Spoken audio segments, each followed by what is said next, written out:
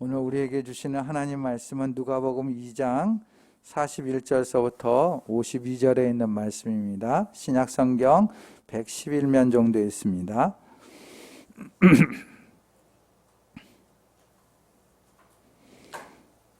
2장 41절서부터 52절에 있는 말씀, 하나님 말씀을 같이 함께 봉독하도록 하겠습니다. 주님의 말씀을 봉독할 때 주님의 음성을 들을 수 있길 바랍니다. 함께 봉독합니다. 예수의 부모는 해마다 6월절에 예루살렘으로 갔다. 예수가 12살이 되는 해에도 그들은 절기 관습을 따라 6월절을 지키러 예루살렘으로 올라갔다. 그런데 그들이 절기를 마치고 돌아올 때에 소년 예수는 예루살렘에 그대로 머물러 있었다. 그의 부모는 이것을 모르고 일행 가운데 있으려니 생각하고 하룻길을 갔다. 그 뒤에 비로소 그들의 친척들과 친지들 가운데서 그를 찾았으나 찾지 못하여 예루살렘으로 되돌아가서 찾아다녔다. 사흘 뒤에야 그들은 성전에서 예수를 찾아냈는데 그는 선생들 가운데 앉아서 그들의 말을 듣기도 하고 그들에게 묻기도 하고 있었다. 그의 말을 듣고 있던 사람들은 모두 그의 슬기와 대답에 경탄하였다. 그 부모는 예수를 보고 놀라서 어머니가 예수에게 말하였다. 얘야, 이게 무슨 일이냐? 내 아버지와 내가 너를 찾느라고 얼마나 애를 태웠는지 모른다. 예수가 부모에게 말하였다. 어찌하여 나를 찾으셨습니까? 내가 내 아버지 집에 있어야 할 줄을 알지 못하셨습니까? 그러나 부모는 예수가 자기들에게 한 그 말이 무슨 뜻인지를 깨닫지 못하였다. 예수는 부모와 함께 내려가 나사렛으로 들어가서 그들에게 순종하면서 지냈다. 예수의 어머니는 이 모든 일을 마음에 간직하였다. 예수는 지혜와 키가 자라고 하나님과 사람에게 더욱 사랑을 받았다. 이것은 주님의 말씀입니다. 하나님 감사합니다. 아멘.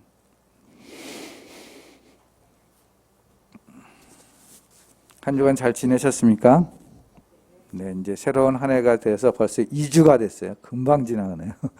2주가 지났습니다. 여러분들이 결단했던 마음들, 또한 기도하는 마음들 잃지 않고 끝까지 2020년도까지 마무리를 잘 할 수 있길 바랍니다.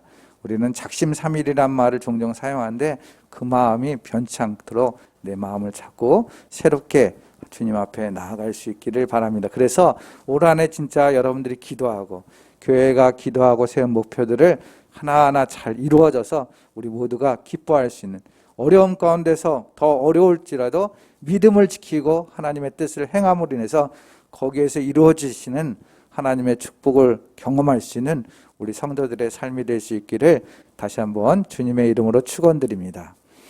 성경을 읽으면서 누가복음을 보면 다른 복음서와는 조금 다른 그런 사건 방식의 느낌을 받습니다. 그것이 바로 저자 누가의 특징이기도 하죠. 그래서 그런지 조금은 더 소상하게, 누가는 좀 더 소상하게 사건을 기록하고 있어요.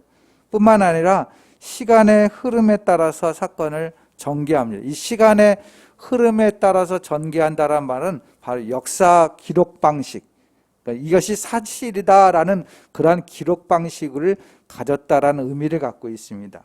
그래서 오늘 본문 누가복음 보면은 1장 5절서부터 2장 52절까지 보면은 다른 복음서에 나와 있지 않은 예수님의 탄생 전후의 사건과 유년 시절, 소년 시절의 이야기, 그 기사를 보도하고 있어요. 그러니까 아기 때 또한 소년 시절 이렇게 진행하고 있는 모습을 보게 됩니다.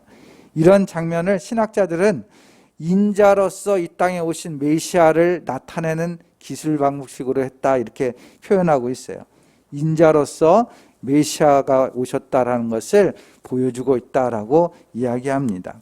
이 말은 예수님께서 보통 인간들과 같은 성장 과정을 가지셨다라는 것이죠. 그러면서도 그 성장 과정을 통해서 예수님이 메시아라는 것을 더 나타내고 있다라는 것을 보여주고 있어요. 오늘 본문의 내용은 대략 이렇습니다. 앞에서 읽었지만 예수님께서 12살이 되었을 때에 부모님들과 함께 6월절 절기를 지키기 위해서 예루살렘으로 갔다라는 것이죠. 예루살렘에 방문했어요. 이스라엘 백성들은 절기 때마다 예루살렘 성전으로 모이게 됩니다. 3대 절기는 남자들은 기필코 지켜야 될 절기이기 때문에 다 왔어요. 6월절, 7절, 장막절은 예루살렘에 반드시 와야 했죠.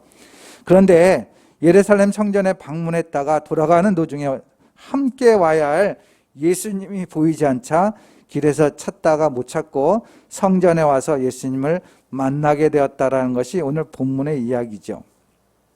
이런 예수님의 성장 과정에서 나타난 사건을 통해서 신앙 성장에 관한 신앙의 교훈을 함께 나누고자 합니다. 아기 때에서 이제 소년 시절이 됐어요. 그런 과정을 통해서 예수님이 성장하듯이 우리도 신앙의 성장이 있어야 된다는 그러한 주제를 가지고 말씀드리고자 합니다. 대부분의 생명은 성장하게 돼 있어요. 성장하게 돼 있어요. 그것이 우리의 이치 아닙니까? 성장하게 하는 요소들이 있죠. 그 요소들 가운데 몇 가지가 있지만 특히 생명은 빛이 있어야 된다는 것을 우리는 경험하게 됩니다. 빛이 있어야지. 식물들을 보시면 아시겠지만 신기하게도 항상 햇빛 방향으로 향해 있는 것을 보게 됩니다. 식물들이. 작년에 교회 뒤편에 자그마한 텃밭에 제가 작물들을 심지 않았습니까? 그런데 놀랍게도 햇볕을 받은 식물은 잘 성장해, 잘 자라네. 근데 햇볕을 받지 않은 식물들은 조금 자라다가 멈추는 것을 경험했어요. 식물들의 모습을 이렇게 보면서 생각해 봤습니다. 세상의 식물들도 이렇게 생명들도 햇볕을 보면서 자라나는데 우리 믿는 사람들은 무엇을 바라봐야 되냐? 예수 그리스도를 바라봄으로 성장하게 되는구나, 이런 생각을 하게 되었어요. 오늘 본문 말씀에서도 비슷한 것들을 보게 됩니다. 본문 43절에서 44절에 있는 말씀입니다. 같이 함께 다시 한번 봉독합니다. 시작.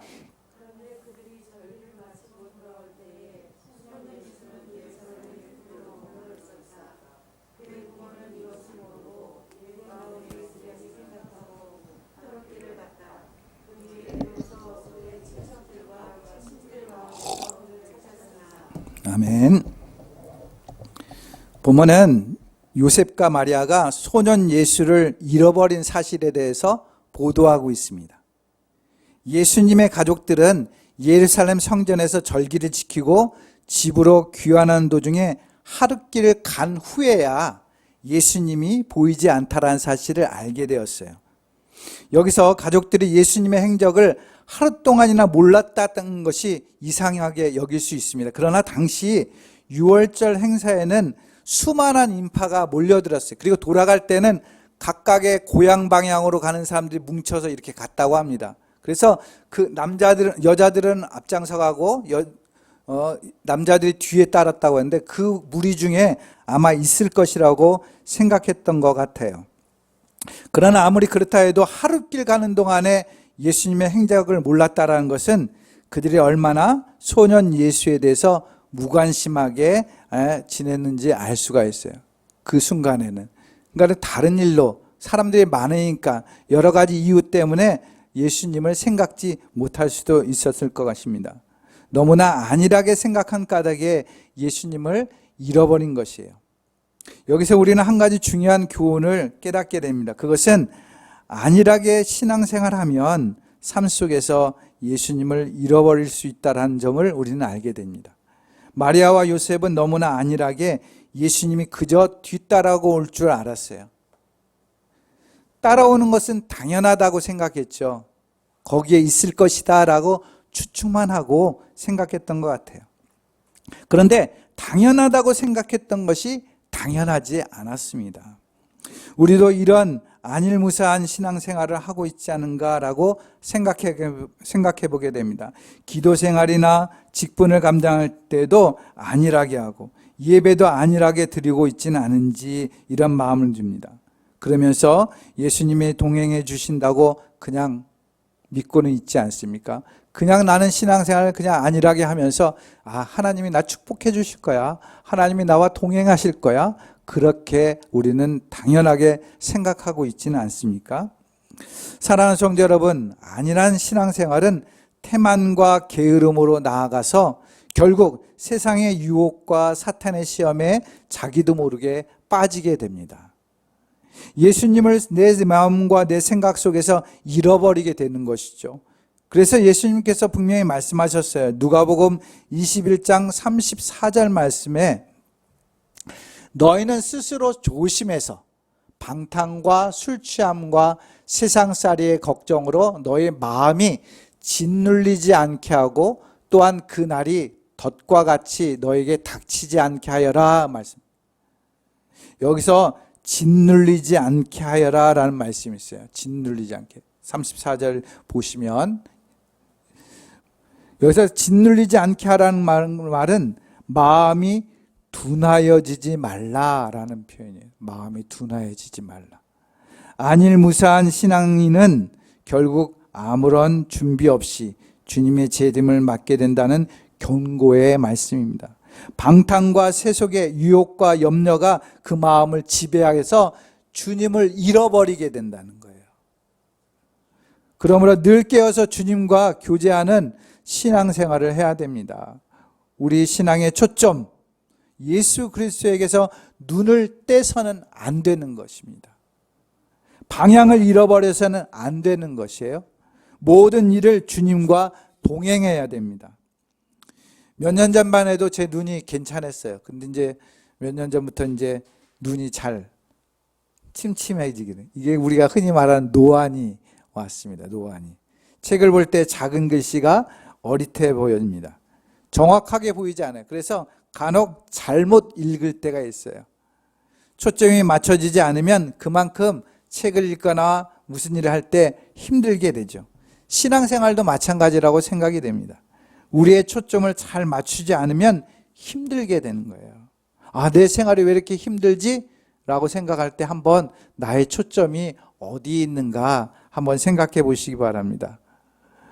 그렇기 때문에 언제나 우리와 함께 하시는 예수님을 늘 주목해야 돼요. 우리 초점은 예수님께 맞춰야 되는 것이에요. 히브리서 12장 2절 말씀 첫 부분에 보면 믿음의 창시자여 완성자이신 예수를 바라봅시다. 예수를 바라봅시다.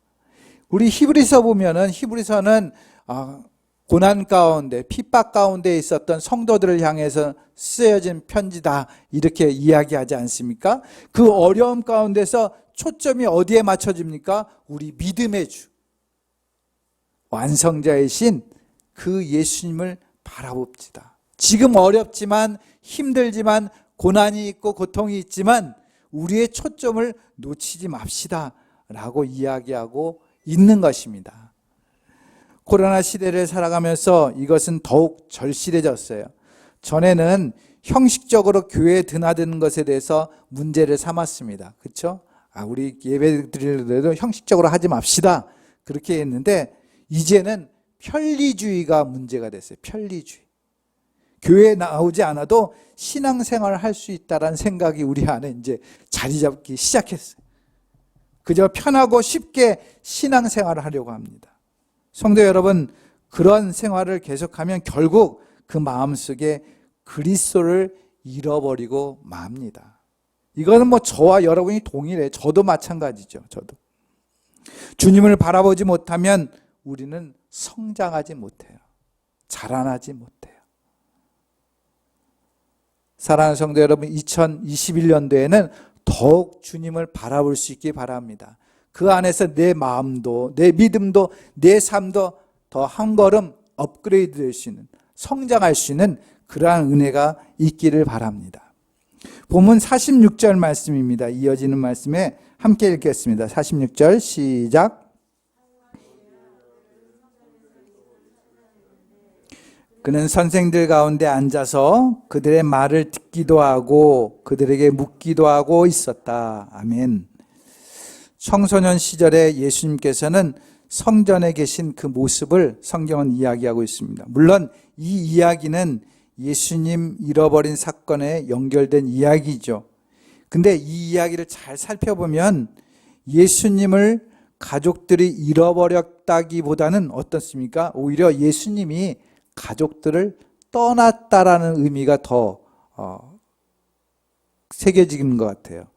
즉 가출했다. 예수님이 가출했다라는 그런 의미로 다가오기 쉽습니다. 뒤에 부모들과의 대화 가운데서 나오지만 예수님께서는 자신이 있어야 할 곳이 성전임을 명시하고 있었다라는 것이죠. 말씀을 묵상하면서 해석을 조금 더 비약해서 생각하면 예수님이 있어야 할 곳은 성전이라고 말한 것처럼 바로 예수님이 있어야 되는 것은 어디냐?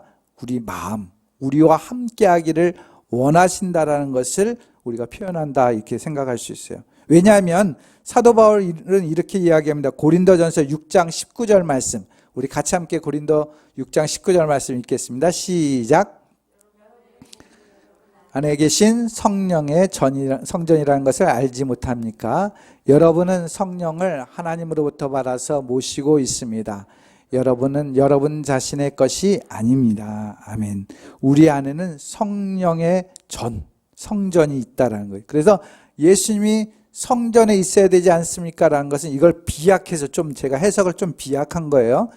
꼭 맞는 건 아닙니다. 비약해서 생각한다면 늘 우리 마음 가운데 함께하는 것이 예수님이다라고 표현할 수 있을 것 같아요. 본문에서 예수님은 어찌하여 나를 찾으셨습니까? 내가 내 아버지 집에 있어야 할 줄을 알지 못하셨습니까? 라고 얘기했어요.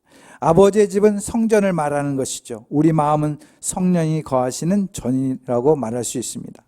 예수님께서 성전에서 하신 일이 무엇입니까? 바로 거기에서 랍비들하고 선생들하고 이야기를 나눴어요. 우리 마음에는 여러 선생들이 있습니다. 그렇죠? 세상의 지식이 나의 선생이 될 수 있고 경험이, 처세가, 윤리, 도덕, 생활 방식이 나에게 선생이 될 수 있어요. 예수님께서 오시면 이 모든 것을 바르게 세워주십니다. 47절에 보면 예수님께서 누가는 이렇게 기록하고 있어요. 그의 말을 듣고 있던 사람들은 모두 그의 슬기와 대답에 경탄하였다라고 말합니다. 그렇습니다. 진정으로 우리 마음의 성전에 주님이 온전히 계시다면 우리는 주님의 말씀 앞에서 경탄하게 되는 거예요. 하나님의 말씀이 우리 안에서 되어질 때 경탄하고 감격하게 되는 것이죠.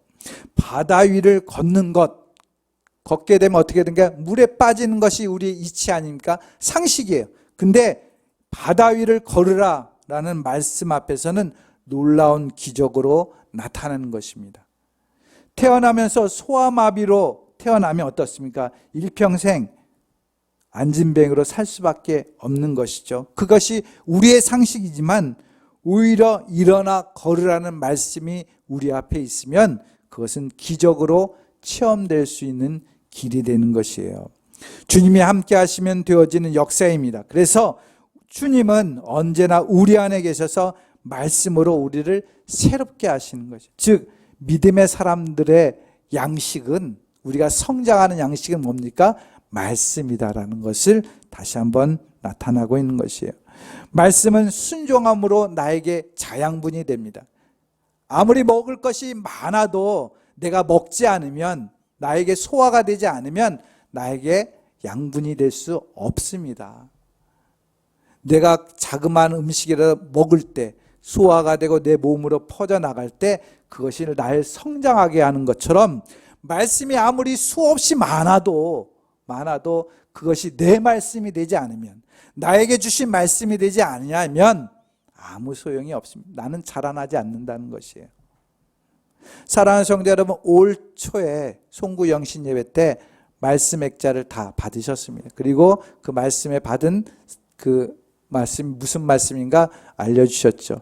다 제가 살펴봤더니 제 개인적으로는 어쩜 이렇게 그 사람에게 맞는 말씀이 주어졌을까, 그렇게 생각이 들었어요. 물론 하나님의 말씀이 다 누구나 동일하게 임하는 거겠지만 이렇게 자녀에게 또한 남편에게 아내에게 주어진 말씀이 쭉 보니까 올 한 해 이게 좀 이렇게 잘 맞는 것 같다. 그거 가지고 기도하면 잘 될 것 같다. 이런 생각이 들었습니다.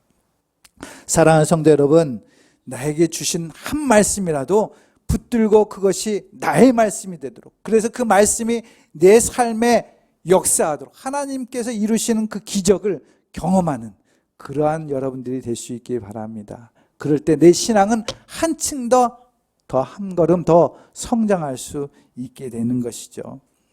본문 52절 말씀입니다. 같이 함께 읽겠습니다. 시작.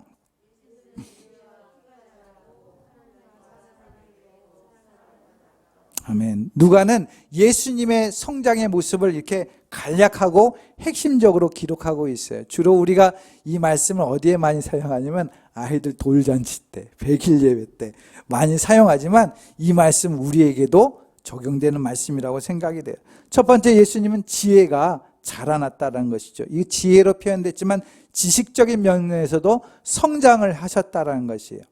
한 해가 시작되면 성도들은 성경 통독을 계획하고 성경 공부에 대한 의욕을 갖습니다. 그렇죠?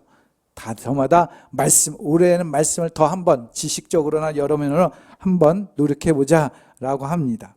그런데 성경 말씀은 단순히 여러 번 읽는다 해서 내 마음에 되어지는 건 아닙니다.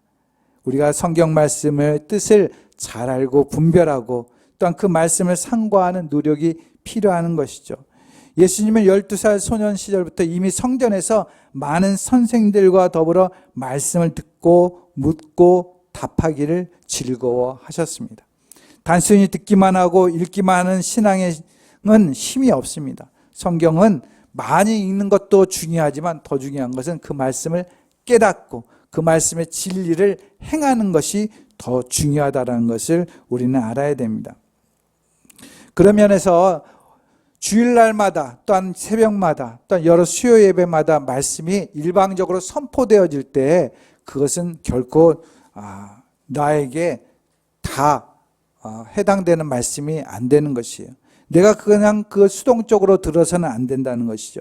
말씀을 놓고 늘 기도하고 질문하고 그 말씀의 뜻을 헤아려 알 때에 그 말씀이 나의 말씀이 되는 것입니다. 이 말은 바로 말씀은 훈련이 필요하다라는 의미를 갖기도 합니다. 우리는 삶의 훈련을 통해서 성장하고 성숙하게 된, 예수님도 선생님들과 함께 이야기를 나누고 또한 묻고 듣고 깨달아 아는 그런 과정이 있었던 것처럼 우리도 예수님을 통해서 보는 것처럼 우리도 언제나 말씀 앞에 지혜를 얻어가는 삶이 하루하루 더해져야 할 것입니다. 두 번째는 예수님은 키가 자랐다는 거예요. 육신적인 성장도 있었다는 것입니다. 예수님은 목수 요셉의 아들이었어요. 근데 그 당시에는 목수가 나무보다도 돌을 더 많이 다루는 일을 했다고 합니다. 어쨌든 분명한 것은 목수든 석수든 육체적인 노동자였다는 것을 우리는 알 수 있어요. 예수님은 어릴 때부터 몸을 움직이고 육체의 힘으로 일하는 법을 익히셨어요. 그래서 아마도 단련되고 건강한 체력을 갖고 있지 않았을까라고 추정합니다. 왜냐하면 예수님께서 공생의 사역을 하면서 엄청난 일들을 감당했어요. 그 엄청난 일들을 감당할 때 체력이 없으면 안 되는 것을 우리는 알게 됩니다. 우리는 코로나 시대를 맞이했어요. 코로나 시대에 확진자에 대해서 우리가 관심을 갖습니다. 근데 더 무서운 것이 있다고 그래요. 코로나 시대 이후에. 그게 뭡니까? 우리가 잘 알다시피 코로나로 인해서 신체적인 활동을 하지 않아서 발생해서 살이 확진자가 된다는 거예요. 확진자. 이게 언어적인 유의지만 신앙생활 중에 육체적인 연단과 건강관리는 매우 중요하다라는 것이에요. 목회가 먹회다라는 얘기도 있어요. 목회가 먹회다. 잘 먹고 건강해야지 목회를 감당한다는 거예요. 요즘 우리 동기들이 모이면 잘 모이지도 못하지만 이제 요즘 시대에 모이게 되면 뭐부터 얘기할까요? 건강 이야기를 합니다. 여러분들도 다 마찬가지일 거예요. 건강하냐고, 건강 잘 지키라고 그렇게 이야기할 겁니다. 어느 유명한 목사님이 하신 말씀이에요. 그 목사님은 극단적으로, 죄송합니다. 저도 배가 나왔잖아요. 배가 나오는 것은 죄다라고 했어요. 그래서 그 목사님은 성도들과 토요일마다 마라톤을 하셨다라는 이야기가 있습니다. 이야기가 있어요. 그만큼 육체적인 체력이 중요하다는 것이에요. 중요하다는 거예요. 오늘날 교회는 영적인 가치는 우선하면서 몸이 가지고 있는 영적인 가치는 생각하지 못하는 경우가 있다는 것이죠. 노동을 폄하하거나 육체적인 노동에 대해서 상대적으로 낮게 보는 경우가 있습니다. 우리는 근데 영적인 것이나 육적인 것은 균일하게, 균등하게 생각해야 됩니다. 예수님을 보시면 아시겠지만 예수님은 육체적으로 연단된 건강한 체력을 바탕으로 하나님의 일을 감당하셨어요. 육신이 건강해야 한다는 것은 바로 하나님을 잘 감당하기 위해서 되어지는 것이라는 것을 우리는 알아야 됩니다. 그래서 2021년도에 우리 팔당교회 성도들은 다 모두가 건강할 수 있길 바랍니다. 우리 성인병들이 있는데 그 모든 것 다 깨끗하게 낫게 되기를 바랍니다. 그래서 건강해서 우리가 교회를 사랑하고 또한 가정도 잘 돌볼 수 있는 그런 믿음의 사람들이 되어질 수 있기 바랍니다. 세 번째를 보시면 예수님은 하나님께 더욱 사랑스러워졌다라고 이야기해요. 영적인 관계 면에서 성장을 이루었다라는 것이죠. 그리스도교 신앙의 핵심은 바로 관계, 사귐입니다. 하나님과의 관계가 굉장히 중요한 것이죠. 하나님과의 친밀한 관계가 필요한 것이에요.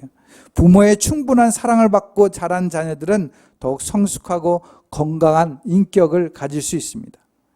예수님은 하나님 아버지의 사랑을 누리고 느끼며 자라나셨다라는 것입니다. 세례 요한에게 요단강에서 세례를 받고 올라오실 때 하늘에서 소리가 들었어요. 뭐라고 합니까? 이는 내 사랑하는 아들이다. 내가 그를 좋아한다. 라는 음성을 들었던 것을 보게 됩니다. 하나님과 함께 관계가 좋은 상태에서 주의 사역을 이루셨다는 것입니다. 교회와 그리스도인들도 매일 매 순간 하나님의 관계가 바르게 서야 되는 것이죠. 언제나 나의 관계가 하나님 앞에 바른지를 점검해야 된다는 말이 됩니다. 사랑하는 성도 여러분, 왜냐하면 하나님과의 관계가 바르게 설 때 거기서 우리는 영적인 힘을 얻을 수가 있는 것이에요. 때로는 어려움이 있어도 고난이 있어도 주님께서 나와 함께 하시는 그 관계, 나는 주님을 사랑하고 주님이 나를 사랑한다는 그 믿음의 관계가 이루어질 때 우리는 이 시대를 잘 살아갈 수 있게 된다고 믿습니다. 마지막으로 예수님께서는 사람들에게 더욱 사랑을 받았다라고 이야기하고 있어요. 사회적인 성장을 이야기합니다. 사회적인 성장. 인류는 타락합니다. 이 타락으로 인해서 관계가 깨어지죠. 그 대신 구원이라는 건 뭡니까? 관계가 회복되는 것을 말합니다. 죄의 결과는 하나님과의 관계, 나와 타인과의 관계, 자연과의 관계가 깨어진 것을 이야기합니다. 구원받은 그리스도인들은 예수님의 본을 따라서 이런 깨어진 관계를 회복하는 그러한 삶으로 자라나가야 할 것입니다. 사랑하는 성도 여러분, 우리는 사회적으로 바르게 코로나19로 인해서 한국교회가 그리스도인들이 사회적인 신뢰를 많이 상실한 것을 우리는 뉴스나 보도를 통해서 봅니다. 이것은 그동안 한국교회가 성도들이 너무 교회 중심에 빠져서 사회적인 소통을 하지 못했다라는 의미를 갖기도 합니다. 사랑하는 성도 여러분, 예수님께서는 하나님의 관계를 뿐만 아니라 사람들에게도 사랑스러움을 받고 칭찬을 받고 성장했다는 것을 우리는 의미 있게 생각해야 돼요. 내가 교회 열심히 다니고 봉사 열심히 하고 성경도 많이 읽고 하는 것도 중요하지만 과연 나는 이 땅에 살아가면서 하나님의 백성으로서 믿지 않는 사람들에게 어떠한 모습으로 살아가고 있는가? 그들이 나를 바라볼 때 무엇이라고 이야기하는가라는 그런 생각을 한번 해볼 수 있기 바랍니다. 과연 나는 하나님과의 관계를 깊이 하고 있으면서 다른 사람들의 아픔과 고통과 어려움을 잘 주님의 마음처럼 돌보고 있는가라는 그런 생각을 해야 할 것입니다. 사랑하는 성도 여러분, 이렇게 예수님께서는 전인적인 성장을 거두었어요. 지식적인 면이나 영적인 면이나 사회적인 면이나 하나님 예수님께서는 잘 성장하셨던 것처럼 우리도 이 시대 가운데서 믿음의 삶을 살아갈 때 성장해야 돼요. 앞에서 이야기한 것처럼 생명은 성장하게 돼 있습니다. 주님을 바라볼 때 성장하게 돼 있어요. 근데 결론적으로 말씀드린다면 성장은 왜 해야 됩니까? 성장을 왜 해야 되죠? 성장하는 목적이 무엇입니까? 그것은 바로 열매를 맺기 위해서예요. 내가 자라기만 하고 열매가 없다면 아무 소용이 없죠. 무화과 나무가 있는데 잎만 무성하면 무슨 소용이 있겠습니까? 열매가 있어야 되는 것이죠. 그래서 올 한 해 내가 믿음으로 성장하는 이유가 뭡니까? 주님이 주시는 축복, 주님이 주시는 열매를 이루기 위해서 성장해야 돼. 성장하지 않으면 열매를 이룰 수가 없는 것입니다. 사랑하는 성도 여러분, 우리의 열매, 우리의 축복은 무엇입니까? 바로 구원의 빛이 되는 것입니다. 생명을 얻는 것이, 생명의 열매를 얻는 것입니다. 그러기 위해서 우리가 힘써 자라나는, 예수님을 바라보고 믿음의 길을 가야 되는 것이죠. 지식도, 성경도, 또한 우리에게 영적인 관계도 성장해야 되는데 그 궁극적인 목적은 어디 있습니까? 구원을 이루기 위해서, 우리의 가족의 구원, 이웃의 구원의 열매를 이루기 위해서 성장해야 될 것입니다. 사랑하는 성도 여러분, 올 한 해 더욱 믿음으로 성장할 수 있기 바랍니다. 그래서 우리의 주변에, 우리의 삶 속에 주님이 주신 생명의 열매를 풍성히 이룰 수 있는 저와 여러분들이 될 수 있기를 주님의 이름으로 축원드립니다. 기도하겠습니다. 사랑과 은혜가 많으신 아버지 하나님, 감사합니다. 예수님께서는 어린 시절, 소년 시절 지나면서 성장해 나가셨습니다. 지식적인 면에서도, 영적인 면에서도, 육신적인 면에서도, 또한 사회적인 면에서도 이렇게 아름답게 성장하였습니다. 그 성장한 이유는 바로 우리를 구원하기 위한 길이었음을 보게 됩니다. 아버지 하나님, 우리도 믿음 안에서 성장할 수 있도록 도와주옵소서. 성장하기 위해서 주님을 향한 우리의 시선을 놓치지 않고 주님을 끝까지 바라볼 수 있도록 인도하여 주옵소서. 언제나 말씀이 내 안에 녹아내려져서 나를 키워나가고 날 성장할 수 있도록 인도하여 주옵소서. 그래서 우리가 잘 자라나고 성장하여서 우리 주변에, 우리의 삶 속에 하나님의 생명의 열매를 이루어갈 수 있는 그러한 하나님의 백성들 될 수 있도록 은혜 베풀어 주시옵소서. 감사하고 예수님의 이름으로 기도드립니다. 아멘.